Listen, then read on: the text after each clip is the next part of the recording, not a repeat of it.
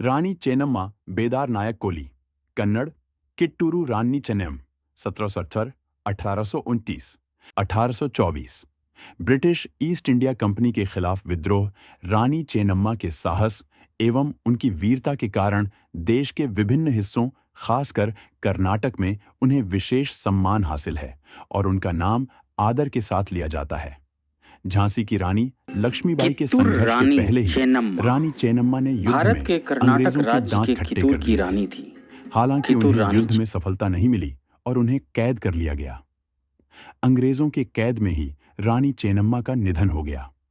जीवनी संपादित करें। कर्नाटक में बेलगाम के पास एक गांव कक्ती में 1778 को पैदा हुई चेन्नम्मा के जीवन में प्रकृति ने कई बार क्रूर मजाक किया।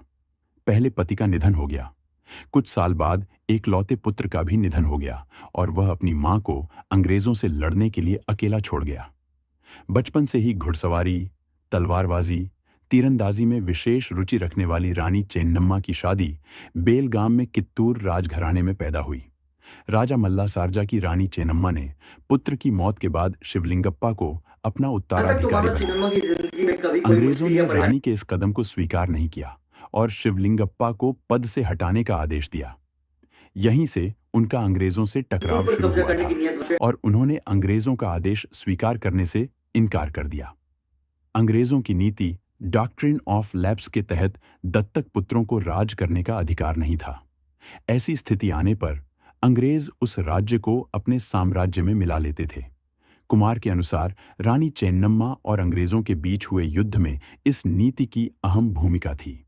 1857 के आंदोलन में भी इस नीति की प्रमुख भूमिका थी और अंग्रेजों की इस नीति सहित विभिन्न नीतियों का विरोध करते हुए कई रजवाड़ों ने स्वतंत्रता संग्राम में भाग लिया था। डॉक्ट्रिन ऑफ लैप्स के अलावा रानी चेन्नम्मा का अंग्रेजों की कर नीति को लेकर भी विरोध था और उन्होंने उसे मुखर आवाज दी।